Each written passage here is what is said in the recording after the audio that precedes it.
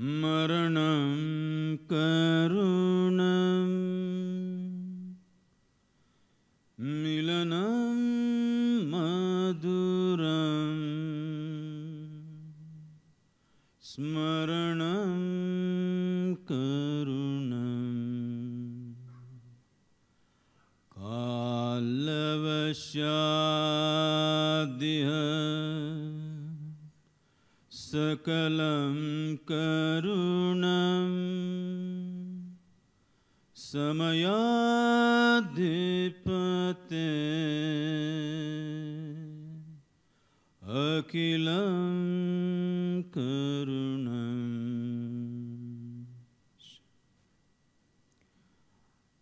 Hello everyone. The very mention of the word spirituality conjures a variety of images in today's popular culture. A host or a galore of misconceptions. A few of them, or most of them, I would say, our learned friend Javed has already summarized. So what is spirituality? If I must define, I would choose a very technical definition. Spirituality essentially means when one's ability to experience life transcends the limitations of the physical, then we say you're spiritual. What is physical? The essential nature of the physical is a defined boundary. It is always within a defined boundary that physicality can exist. But the very nature of the human being is such. There is one part of him which is the instinct of self-preservation, which is constantly trying to define this boundary and protect this boundary. There's another dimension of the human being which is always longing to be something more than what he is right now. It doesn't matter who you are, how big you are, what you have become in your life, you are still longing to be something more than who you are right now. If you manage to conquer the whole planet, I'm sure you will look at the stars. So there is something within you which does not like boundaries. There is something within you constantly longing to become boundless. Boundlessness means the non-physical. The physical is only the cover. The core is a non-being or the non-physical. The basis of this being is a core non-being which is non-physical in nature, which is constantly trying to find expression in human life. With all kinds of pacifist philosophies, people have tried to quell this longing, somehow to put it to sleep, teaching you about contentment, teaching you not to be greedy, teaching you how to be content with what limitations you have been set into. But no matter what they have taught you, this longing to be something more than who you are has not stopped even in a single human being on this planet, because the longing to become boundless is eternally on. So if this is the longing of a human being, if it finds a very basic physical expression, we call this sexuality. If it finds an emotional expression, we call this love. If it finds a mental expression, generally, socially it gets labeled as greed, ambition, conquest. But if it finds a conscious expression, it is a spiritual process. The physicality of who we are right now, our experience of this is coming to us essentially through the 5 sense perceptions. Sense organs give us an experience of the physical. Everything that you perceive, what you see, hear, smell, taste and touch is essentially physical. The world around you is physical, the body is physical, the mind is also physical. It is very easy to see that the light bulb is physical. but the electricity behind it is also physical. The light that it gives out is also physical. It is getting subtler, but still physical. So the body, the mind and the world that you experience is essentially physical. So this physical reality, how you experience it? Right now you see me, where do you see me? You would naturally say here, but it is not true. This light is falling upon me, reflecting into your lenses, the inverted image in the retina, you know the whole story. So you are seeing me within yourself, you hear me within yourself. Everything that happens in your living experience happens within yourself. You have never experienced anything other than yourself. But this within is not in excess of your sense perception. Sense organs are essentially outward bound. You can see what is outside, but you cannot roll your eyeballs inside and scan yourself. You can hear this, but you cannot hear all the activity that's happening in this body. If an ant crawls upon your hand, you can feel it. So much blood flowing, can you feel it? So in the very nature of things, sense organs are outward bound. So with sense perception, if you try to be spiritual, you will be like someone who is traveling in a bullock cart wanting to go to moon. People around you will encourage you and tell you, get yourself a new whip, it'll happen. Believe me, you may kill the bull, you will not get there. If you want to go to the moon, you need an appropriate vehicle, otherwise you will not get there.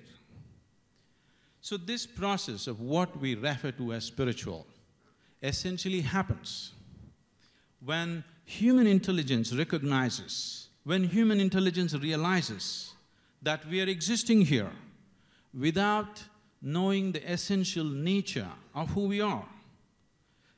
When we realize that we are existing here without knowing the essential nature of our being here, then the longing and the seeking that arises within you is the spiritual process. When spiritual processes get organized over a period of time, they may become religions. What is the basic difference between a religion and a spiritual process? A religion essentially is coming from a set of belief systems. But a spiritual process is a seeking. When you believe something, when you are identified with a religion, you are referred to as a believer. And similarly, when you're on a spiritual path, you're referred to as a seeker.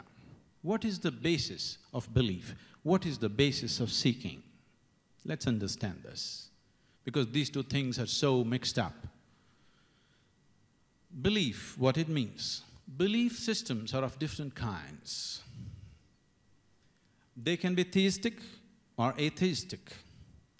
One believes there is God, another believes there is no God. Whether you believe this or that, essentially, both are believing something that they do not know. Essentially, belief system is coming from a basic problem that you are not sincere enough to admit that you do not know. I do not know is a tremendous possibility. If you destroy I do not know, you destroy all possibilities of knowing. I do not know is the basis of knowing.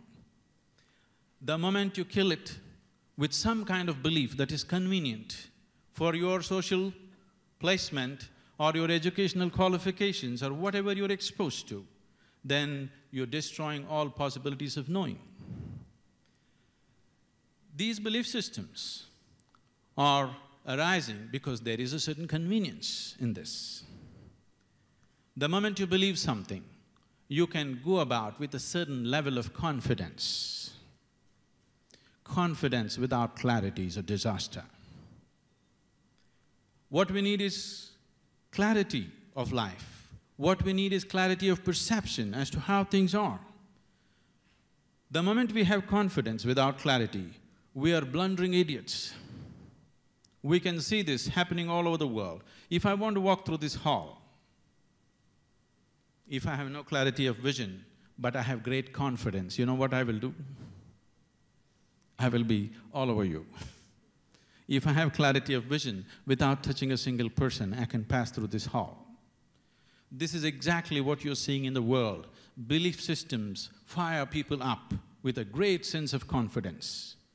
And this confidence without the necessary clarity is a huge disaster on this planet. We are continuously paying the price for this.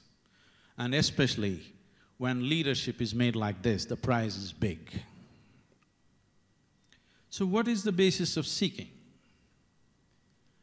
If you want to seek something, first and foremost thing is, you realize that you don't know. I do not know. When you see this, the longing to know arises, then the seeking follows. Then there is a possibility of knowing. There is a very beautiful story in the Buddhist lore. On a certain day, Gautama, the Buddha, was sitting in a large congregation of disciples. Early morning, before the sun has come up, a man came and stood in that corner in shadows. This man is a great devotee. He is a devotee of Rama. He's not just been to temples, he has built temples.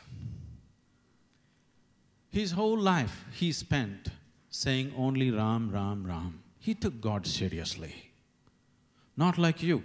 You do everything that's important to your life by yourself and you keep God as an insurance. Just in case, if something goes wrong, I have also paid my premium.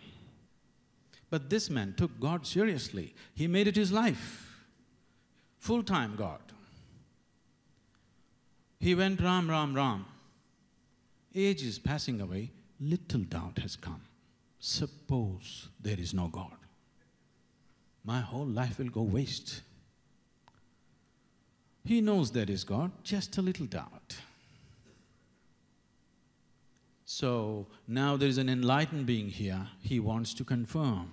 So he came and stood in the shadows and asked this inevitable question, is there God? Gautama looked at him and gave a clear, emphatic no.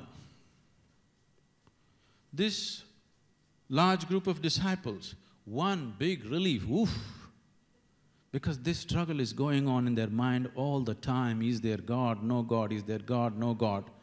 Whenever they ask such questions, Gautama becomes silent. For the first time, he gave a clear answer, no God. The message spread. The enlightened one has declared, there is no God. Joy spread, celebration happened. Just imagine the freedom. Nobody keeping accounts as to what you're doing to torture you in hell or reward you in heaven. Life is completely yours. Joy spread, celebrations happened through the day. Evening, another man came. This man is a Charvaka. Charvakas are out-and-out materialists. They don't believe anything other than what they see. This is the only country, this is the only culture where there are missionaries of God and missionaries of no God, both of them going about doing their work vehemently without any problem about their life being in danger. Even today in South India, it's a very active culture.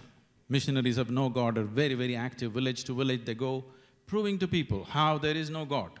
So this man is an expert Charvaka. It doesn't matter what kind of a believer you are. If you spend 10 minutes with him, he'll prove to you there is no God. For thousands of people, he proved there is no God. Age is passing away, little doubt has come. Suppose there is God.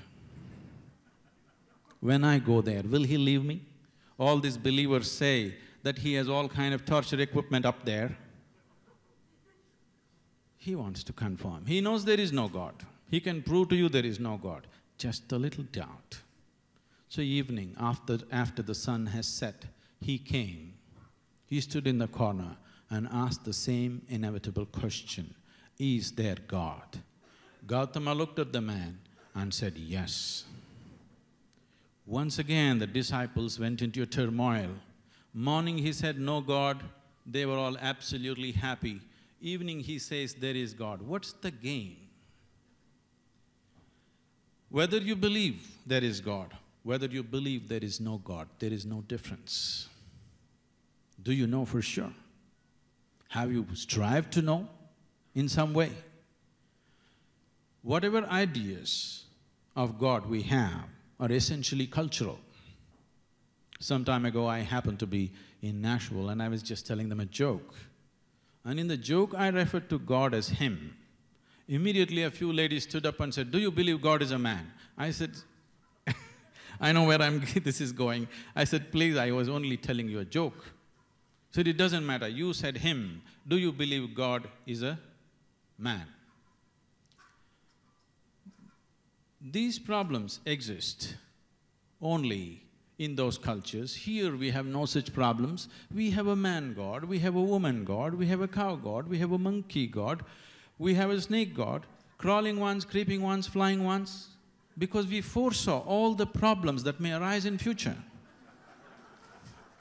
It's a very wise culture. Now, the question is just this: how did we arrive at these belief systems? Now, spirituality is not about scriptures. Spirituality is not about some god up there. Spirituality is not about looking up or down or around. It is about looking inward. What do I mean by inward? When I say inward, I am not talking about introspection, contemplation, nor dissection. Because all these things are limited to either body or to the mind. This body and mind, how did you get them? When you were born, you were so small, now you have become as much as you have become. How? This is just an accumulation of breakfast, lunch and dinner. I'm just leaving out the snack and dessert out of politeness. This is just an accumulation of the food that we have eaten. This is just a heap of food. Or this is just a piece of earth right now prancing around like this. All this countless number of people who walked this planet before you and me came here, where are they? Topsoil. This also will become topsoil unless somebody buries you real deep, fearing that you may rise from the dead. What you call as my mind is essentially a heap of impressions that you have gathered through the five senses. And these sense organs are not reliable. They have always told you seeing is believing, seeing is not believing. What you see as light, some other creature experiences it as darkness. What you see as darkness, some other creature sees it as light. What you think is silence, somebody else experiences it as sound. So what you experience through the five sense organs are not reliable.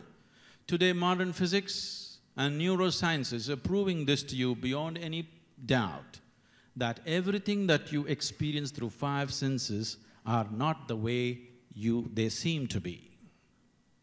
This is no more a fantasy world. This is no more a philosophy. This is a scientific fact that your experience of the world is not in line with the way existence is. It is only to the extent it is necessary for your survival. Sense organs are sufficient instruments for survival.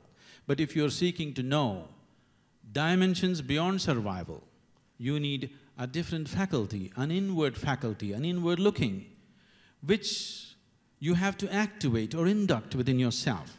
Sense perception gets on by itself because they are the instruments of survival. But if you want to have an inward perception, then you have to strive to activate it, otherwise it doesn't happen by itself. Because of this, there are phenomenal amount of misconceptions and misuse, because the nature of spiritual process is so subjective.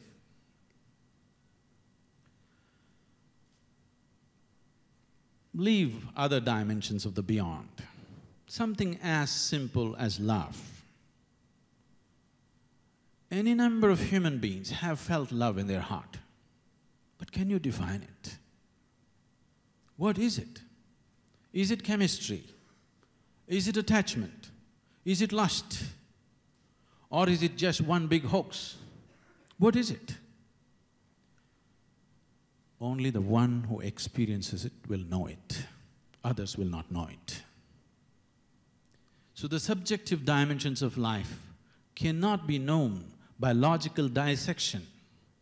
Your logical intellect is not instrument enough, not capable enough to perceive the non-physical dimensions of life. And assuming that whatever is not in my knowing or in my experience cannot exist is the crown of ignorance. The basic thing that has happened to this world is just this. Because people are unwilling to see that they do not know, they jump into convenient belief systems. One thing that is happening is, wherever you go, people are going on saying that you are made in the image of God. This one idea has turned humanity into a bunch of vandals. If you saw you are like any other life, a worm and an insect and a bird and an animal has as much life as you have. They have their own whole life going for themselves. Just because we have a higher capability of managing things, somewhere we believe that we are in the image of the Creator. This has rendered humanity into a bunch of vandals. If only we saw we are just one more life on this planet, we would have walked gently. We wouldn't have walked so violently upon this planet. Today we have become this way. It doesn't matter what is given to us. We are capable of turning every boon into a curse. For the first time, this generation of people, we are the most comfortable generation ever on this planet. Never before another generation of people have known these kind of comforts and these kind of conveniences. Science and technology has rendered this to us. But can we claim that we are the most peaceful generation? Can we claim we are the most joyful generation? Can we claim that we are the most loving generation? Definitely not. In many ways, we are edging towards becoming the most neurotic generation on the planet. So whatever is a boon, we are capable of turning it into a curse, because right now our whole experience of life is limited to the physical. Through the physical means, we are trying to become boundless, which is leading us to unbridled activity without realizing the impact of what we are doing. Now, in what way is spirituality relevant to leadership? When we say spirituality, one thing we need to understand is, it is not about love, it is not about humanity, it is not about ecological consciousness, it is not about any of those things. Those things you can do without any spirituality, with little sense in your head, you can do that. Spirituality means your experience of life has transcended the physical. Now, when I say the physical, transcended the physical… What, Rekha, what did you have for lunch? Huh? What? Just tell me one. Broccoli. So you eat a vegetable, over the afternoon, this vegetable transforms itself into a human being. Yes? Yes or no? What you eat is becoming you, isn't it? So vegetable transforming into a human being. Your body is being created from within. The source of creation for this life is within itself. The very source of creation is within you. And the problem is, it is happening unconsciously. If you conducted this process of transforming a vegetable into human being consciously, you are the very creator. Now, if you want to be a leader, if you just function on the physical and intellectual terms, you are a poor leader, because your body and your mind is hugely chained to the past. In your mind, the content of the mind, your mind is working only from the data that has been fed into your mind. Your mind is constantly functioning from past information. But when we say a leader, who is a leader? We are looking forward to a leader not to repeat the past for us. We are looking forward to a leader because he can create something that other people could not think of, other people could not perceive. He sees something that everybody else could not see. That's a leader. If his perception is limited to sense organs, he does not see anything new. He can only improve the past. No new possibilities will happen. Right now, that's what I see with humanity. In the last, if you just take last century as an example, we have had phenomenal capabilities. In the last 100 years, as a humanity, we have done more than what human beings have done in the last 10,000 years. Phenomenal amount of activity. We are hugely empowered. In spite of that, just look at the way we have gone on. We have gone on groping in the dark. We will do something today, we will regret 25 years later. We said, this is it today, tomorrow we said that was not it. That is the way we are progressing, because there is no perception of life the way it is. Our whole understanding of life is coming from just logical intellect, which is functioning from a limited information that is stored in it. It is always functioning from the data that has been fed into this, and that data will not create a new possibility. Unless there is a spiritual element, unless a human being has started experiencing life beyond his body and intellect, he will not create a new possibility for this humanity. He will not bring a new possibility for this generation of people. So without a spiritual element, I would say a leader is definitely handicapped. Whether he is political, economic or otherwise, it doesn't matter what kind of leadership. If you want something truly unique and new to happen, something that is an ultimate solution to human well-being, then one has to perceive life, not as people. If you begin to experience this as just life, not as a personality, only then you see what is truly needed for the well-being of life. Leader is someone who takes charge of the destiny of a large mass of people. Either knowingly or unknowingly, he assumes this responsibility. Unless he is capable of organizing and directing situations to the desired goals, that is not a leader. But that will only happen if you have some mastery over yourself. It's extremely important how much mastery you have of your own inner nature will leave you that much free from the outside situation. Right now, most people exist in this situation, their way of being is hugely enslaved to the external situation. This moment, if outside situation is beautiful, you're also beautiful. If outside situation goes haywire, you also go all. So when your existence, when your way of being is so hugely impacted by the outside, we need to understand what is the nature of the situations in the world. It doesn't matter who you are, how powerful you are.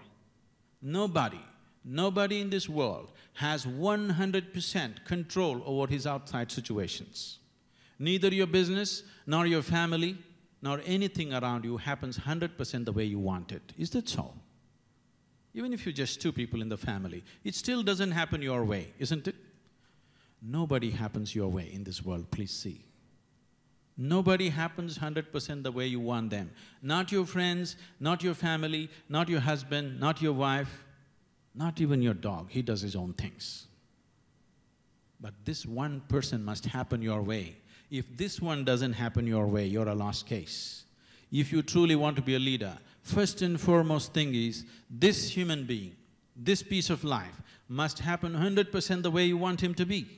If this one did happen the way you want him to be, how would you keep him? Would you keep him in utmost pleasantness or unpleasantness? Would you know anything called tension or anger or any other nonsense?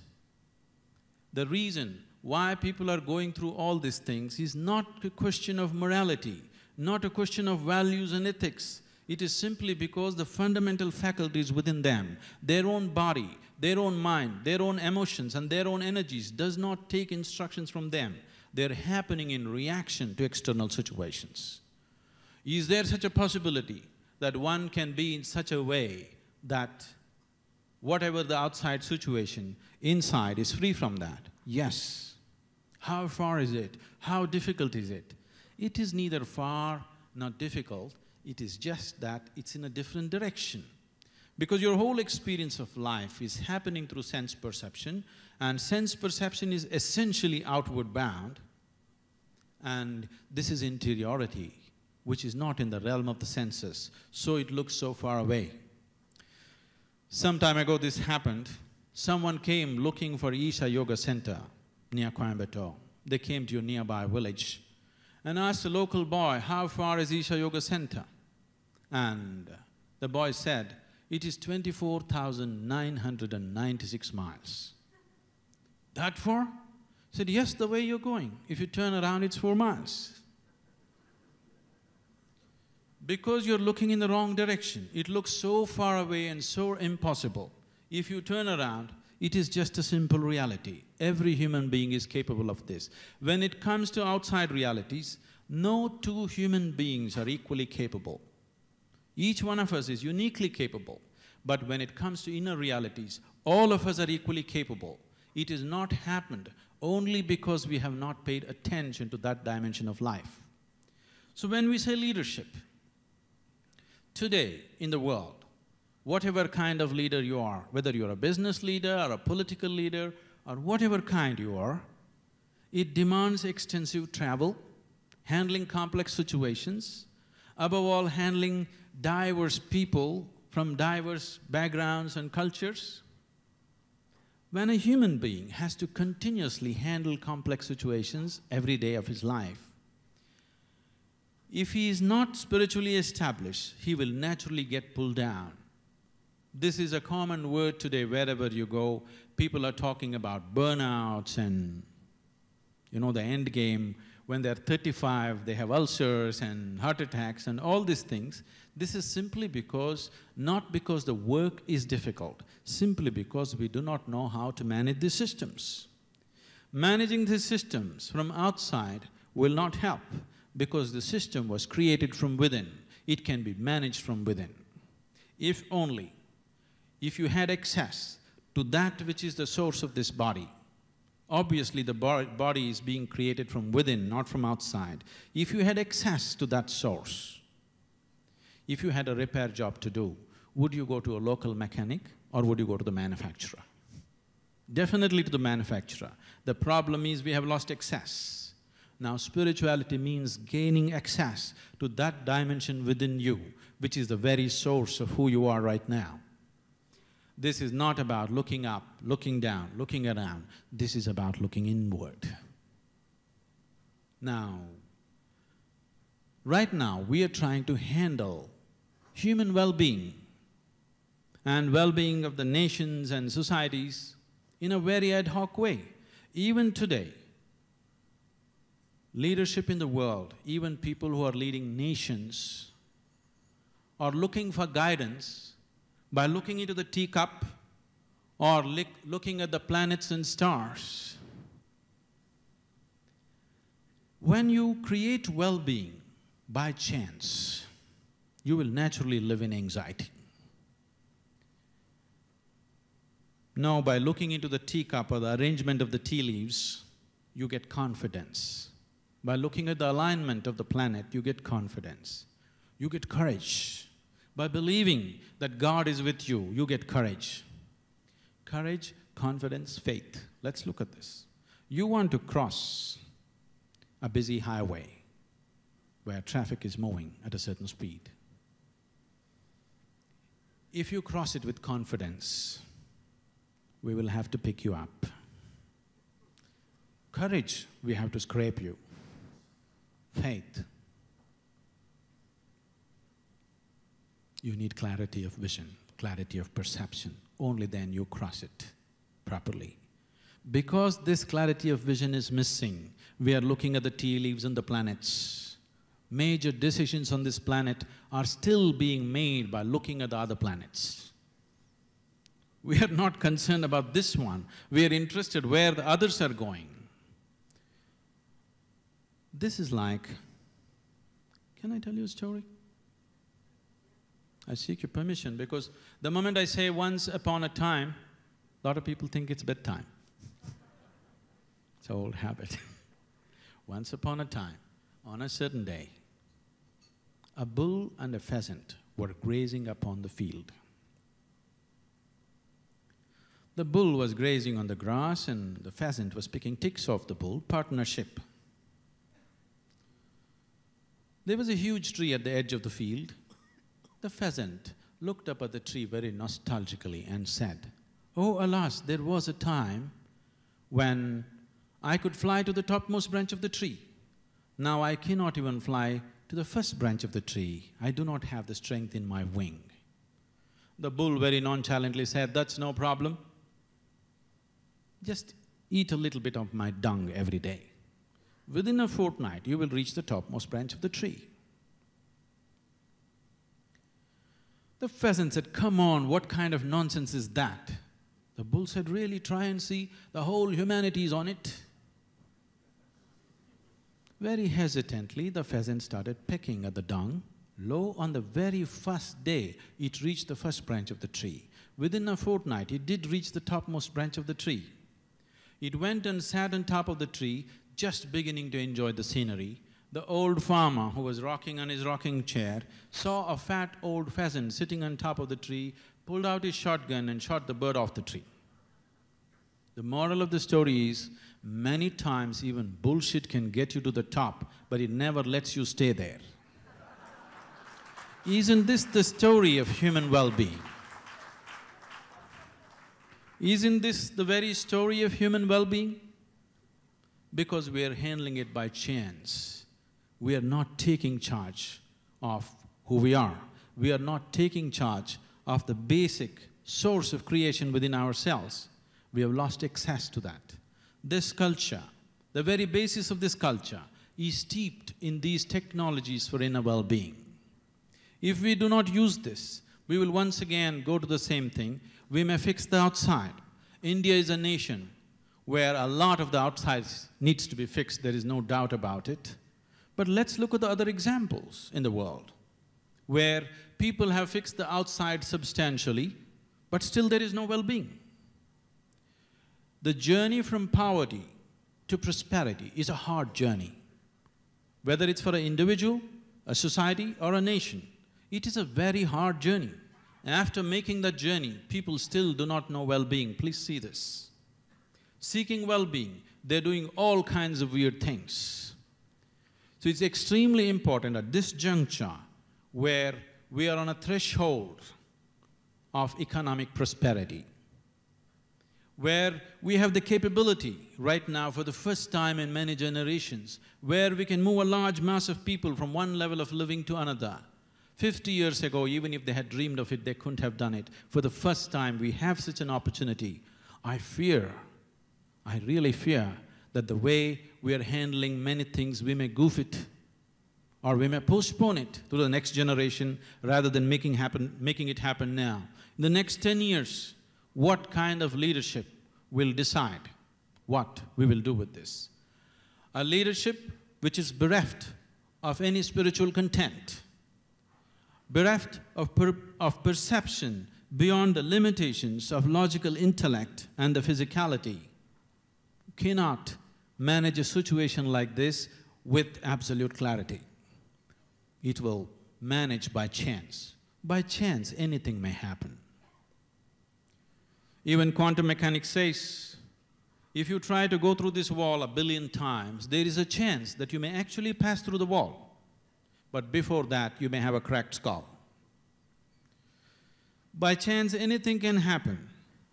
But if we are doing things by chance, we are a tragedy, or we are a potential tragedy, because any time we can fall. So spiritual process is not about going to the temple, mosque or church. This is about enhancing your perception about this piece of life, knowing this piece of life from its origin to its ultimate. What you perceive is all you know, rest is imagination. If we want to move from being a psychological being to an existential being, Because what you do in your mind is not reality. You can do whatever you want. Right now you can imagine that you're in heaven, but you will fall in no time. What you do with life is the most important thing. What you do or your ability to access the source of life will empower you to handle the process of life in an absolutely clear way, without dithering about it, without groping in the dark. One can handle their life. This culture, which is steeped in these technologies for inner well-being, is something that we must make use of. No other land, no other culture has seen as much work towards human consciousness as this culture has. The best acknowledgement for this came from outside the country. Mark Twain, one of the greatest intellects of the previous century, when he came to India and traveled the breadth and length of the country, when he was leaving, he said, anything that can ever be done, either by man or God, has been done in this land. These technologies, I invite all of you to make use of this so that we and the future generations here can know the exuberance of human existence. Thank you very much. When I was invited to be here, I was phoned by Mohini, and she said, please be controversial. In India, we love controversy. I said, in England, we only like consensus. And she said, but we have tried to reach consensus in India and we give up. We decide to celebrate the controversy. So I will be a little bit controversial. My lecture will be very different from the one you have just heard, in part because I don't accept the division between the spiritual and the physical, and much of my words will be about how to use the dynamic interaction between the spiritual and the physical to bring a better kind of leadership to modern India. In the last century, we broke the sound barrier. The challenge of this century is to break the thought barrier. It is thought that makes the world, thought that traps us in a cage, thought that makes us fall so far below our potential as human beings. We need to change the way we think. There are things about Indian spirituality that my co-speaker did not mention that go with this division of the spiritual and the physical. Things that bother me. When I was in Calcutta about 10 years ago, I was out walking on the streets, and I saw an infant about 7 months old, naked, dirty, alone, crawling on the streets. No mother in sight, no father in sight, no home in sight. This little bundle of humanity, this little bundle of life, was simply struggling to be. It disturbed me very deeply. I was here to attend a seminar on management by values at the Indian Institute of Management in Calcutta. And as a guest speaker for this seminar, I knew the professor very well, and I said to him, after seeing this child on the street, how can you live with this? How can you talk about holiness and spirituality and the sacred when this child is living on the streets like this? And he said, oh, it is his fault. You know, in India, we believe that people are the subjects of their past lives, of their karma. This child was a wicked man in his past life, so he does not deserve your pity. Perhaps if he does well in this life, he will have a better life next time. That kind of fatalism is largely responsible for some of the problems that confront this country. The Economist magazine said this week that there are two huge problems facing India's modernity and Indian leadership. The first of these is poverty. My co-speaker said that we live in the most comfortable generation ever. Well, that is true of 20% of Indians. It is not true of the remaining 80%. 80% of Indians live in the most extreme poverty, just as they have done for generations. The other problem, the economist said, for modern India is the corruption to be found in your civil service. Corruption which undermines the rule of law, which takes money out of the pockets of the people, which robs the state's infrastructure of wealth, which generally hinders respect for each other and respect for higher values. I really want to address my remarks to these two problems and to the problem of that child on the streets of Calcutta and how they come together and what they have to do with the kind of leadership that India needs today. We in the West have been learning from India for the past 50 years, and it's done us a great deal of good. We've learned your spiritual texts. We've had your swamis come to lecture to us. We've learned that Western materialism is not everything, and we've valued from this very much.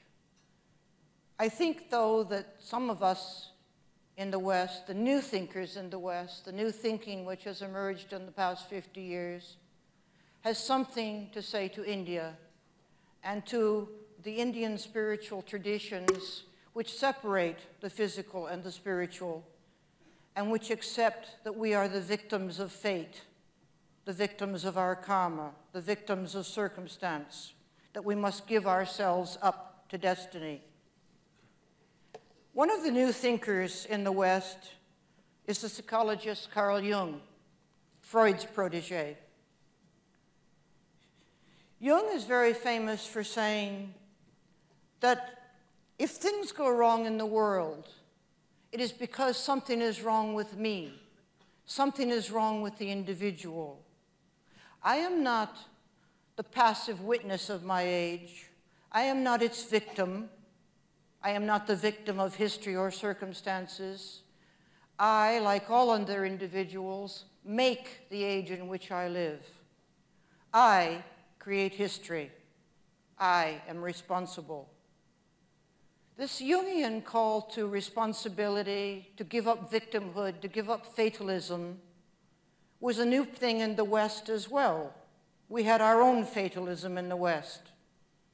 The inexorable truths of our written spiritual texts, the inexorable finality of God's creation in Christianity, the inexorable laws of physics as described by Newton's physics.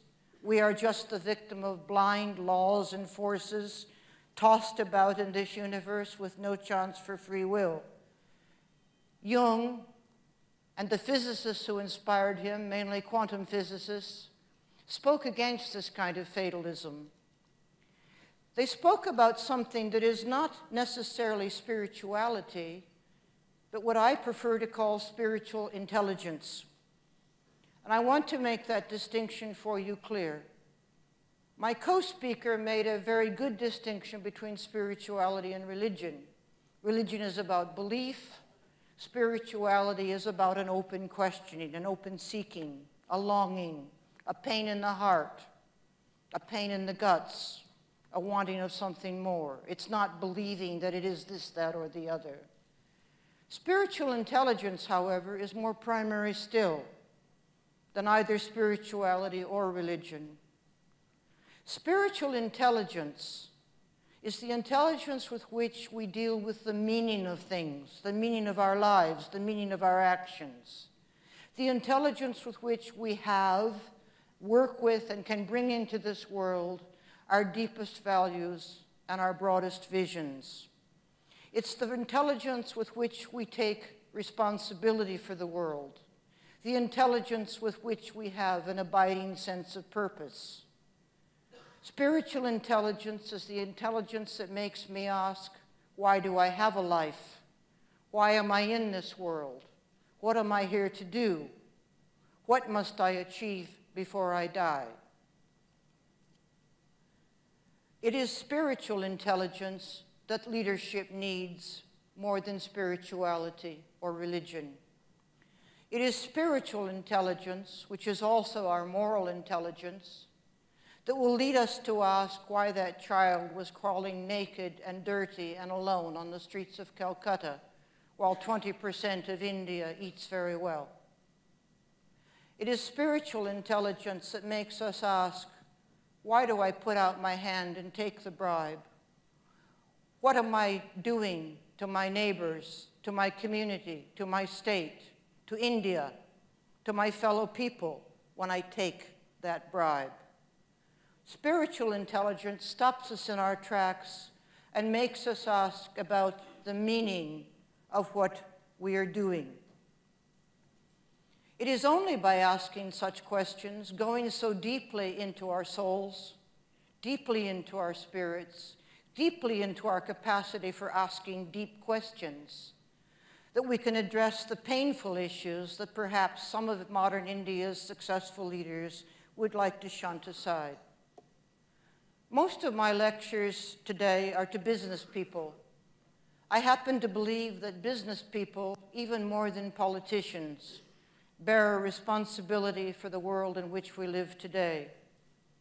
Business leadership, more than any other leadership, needs to use its sense of meaning, its sense of purpose, its sense of value, and its sense of responsibility, its spiritual intelligence.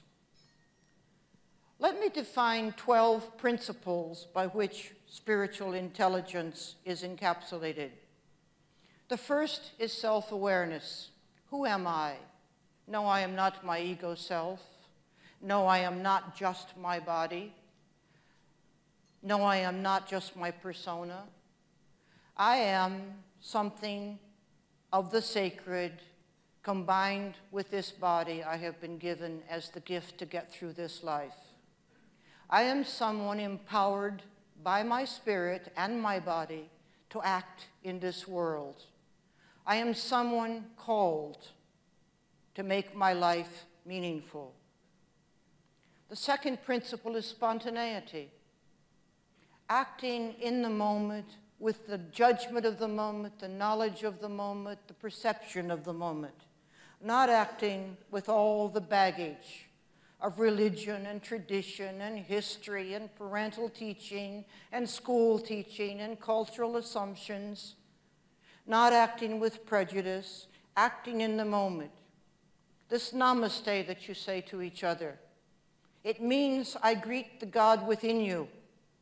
When you say namaste to each other, you are saying, I don't see your skin, I don't see your caste, I don't see your religion, I see the sacred within you, and I greet that in this moment. The same with problems. When you greet problems with spontaneity, you don't say, oh, this is how we always solved them in the past, so that will work now. When you greet a problem with spontaneity, you say, here is this problem, fresh and new. It's a challenge for my intellect now, for my spirit now, for my emotions now. And I will give it all the creativity I have in this moment. Spiritual intelligence means to be vision and value-led, to ache for the unborn, to ache for the uncreated, to ache for the not yet said, to ache for the not yet done, and to ache for it within my own being. What have I not yet said? What have I not yet done? What have I not yet accomplished? What more can I do? What are my deepest values? What do I live for, and what would I die for? And do I bring those values into my work? Do I bring them into my capitalist practices? Do I think of the children on the streets of Calcutta when I tuck away my millions in the bank? Do I think about India and all her people, 100% of her people, not 20% of her people, when I make my money and when I decide how to spend it? Another principle of spiritual intelligence is holism. This comes essentially from quantum physics. Quantum physics teaches us that there is no such thing as separation in this world. I am not my brother's keeper. I am my brother. There is no distance between you and me. There is no separation. If you could see this room with a quantum microscope, you wouldn't see 500 separate bodies sitting on 500 separate chairs. You would see an energy field, all of us overlapped and combined, each of us inside the boundaries of the other. Quantum physics teaches us that our bodies do not have boundaries. That's the old Newtonian view of science. We are not particles. We are waves and particles. We overlap, we combine, we co-define each other. Companies in the West have said to me, we don't know what's outside the window and we don't care. Well, holism makes that totally impossible. We need to know what's outside the window because we influence what's outside the window, and what's outside the window influences us. Indeed, it defines us. We cannot afford to say the other. There are no others. There is only us. Reframing is another one, which relates to my saying we must break the thought barrier. We all live locked in a cage. This cage is called our paradigm. It is our unquestioned values, our unquestioned assumptions, the things we take for granted, whether about physical reality, emotional reality, or spiritual reality.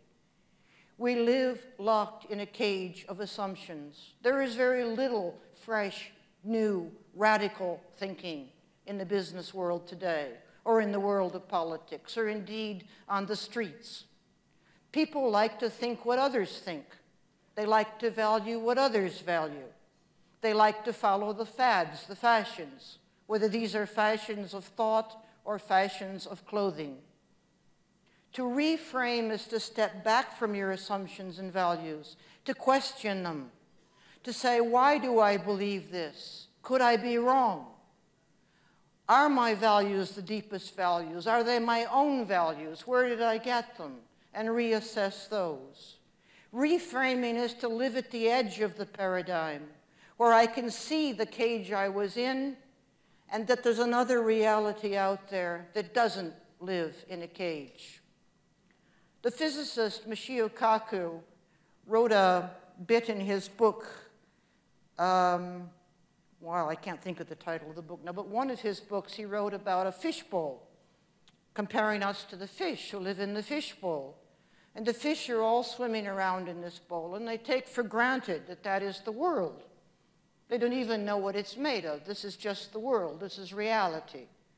But then one day, as fish sometimes do, one of the fish jumps out of the bowl, and he looks down, and he says, my God, I've been living in a small bowl, and that bowl is full of water. And it's only one piece of the world. There's all this out here. And he flops back into his fishbowl, and he tries to tell his fellow fish, did you know that the world is bigger than we thought it was? Did you know we live in a little bowl and it's full of water? And the other fish reacted like we human beings react when a new thinker does come along. They said, are you crazy? We don't feel comfortable with new thought. We don't feel comfortable with getting out of our fish bowls. But our fish bowl is getting very crowded and very hot and very complicated and very messy. And if we don't get our noses out of the fish bowl soon, we're all going to die in it. Al Gore will be talking about that tomorrow night.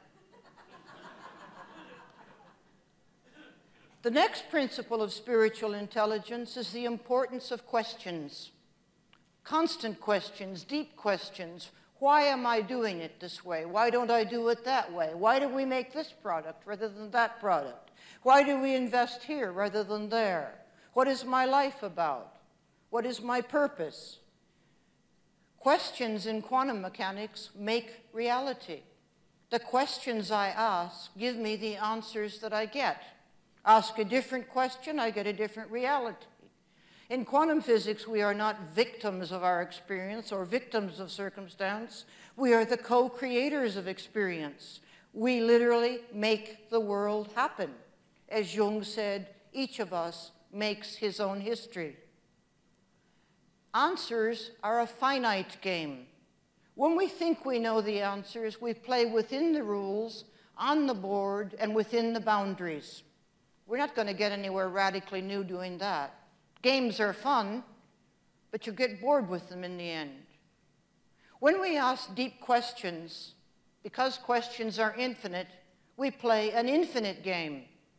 When we are questioning, we're playing with the boundaries, with the board, with the rules, winging it as we go along, creating as we go along, making it up as we go along. Scary? Yes, but that's the opportunity. The systems that complexity theory talks today, living systems, creative systems, systems that have order sleeping within them, lie at the edge of instability. Creativity happens at the edge of instability, where we are questioning, where we're out of our comfort zone, where we're uncertain.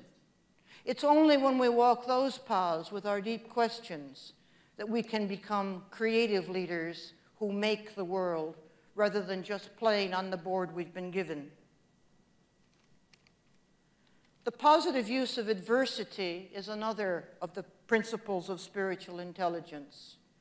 Making good out of what seems bad. Winning something out of losing something. Gaining from our mistakes, learning from them. Because of being wiser, because of the troubles and suffering that we endure. Not giving in to fate. Never saying, this just happened to me. This is my karma. But this happened to me, what can I make of it? What can I do with it? How can it make me stronger? The philosopher Nietzsche said, that which does not kill me makes me stronger. Thank God for adversity. Thank God for mistakes.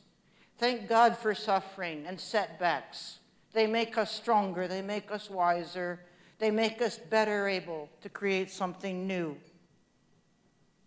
The celebration of diversity is another. I know that India prides herself on celebrating diversity. That's what Mohini's comment about being controversial meant. But how deeply does India take her diversity? Does it include those who are supposed to be untouchable? Does it include those of other religious traditions? Does it include those who say unpopular things? The celebration of diversity is one of the greatest ways to lead a spiritual life, certainly a spiritually intelligent life. The person who is like me, who says what I say, who believes what I believe, has nothing to teach me. All he or she can do is ratify my own prejudices, make me feel comfortable about myself.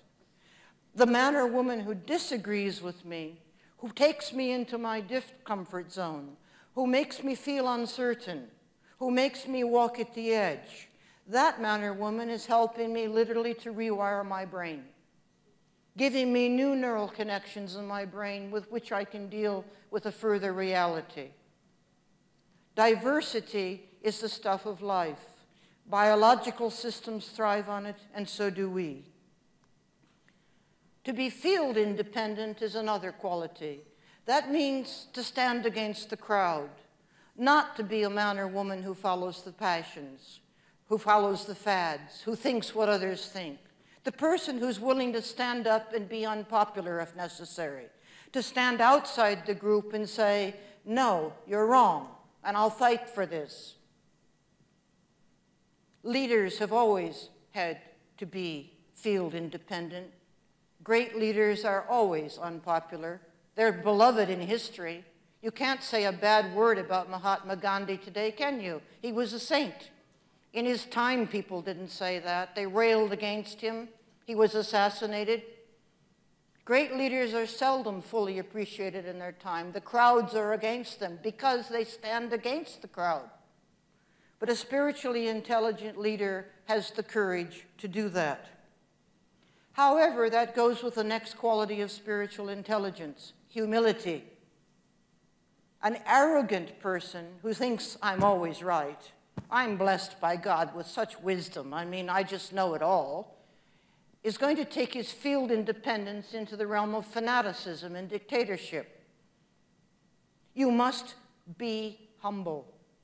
You must always question yourself. You must always say, I could be wrong.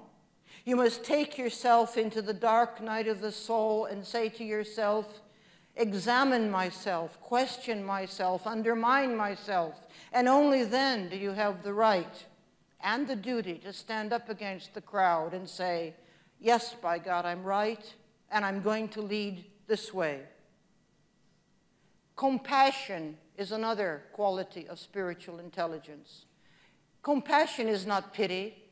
It doesn't mean to feel sorry for that baby on the streets of Calcutta.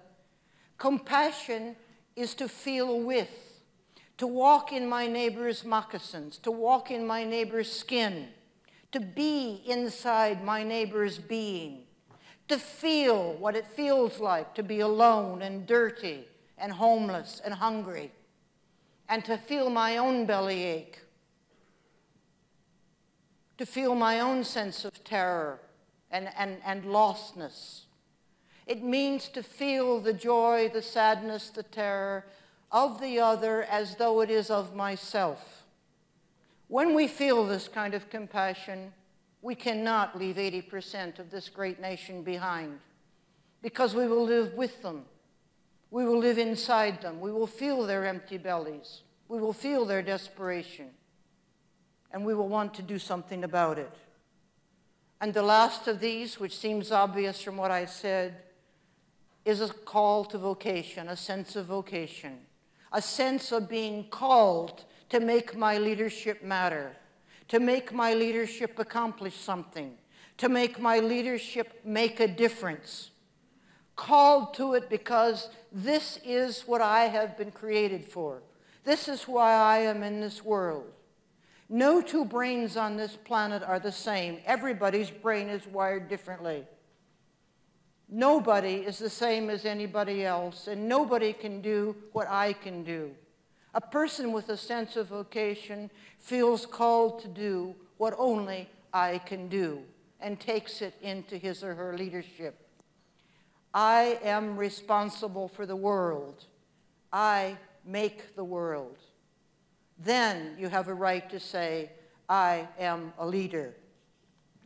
I want to finish with something I wrote for business people. It's a credo, a statement of commitment that I invite spiritually intelligent business leaders to make.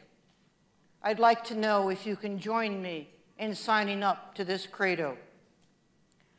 I believe that global business has the money and the power to make a significant difference in today's troubled world, and that by making that difference, it can help itself as well as others. I envision business raising its sights above the bottom line. I envision business becoming a vocation, like the higher professions.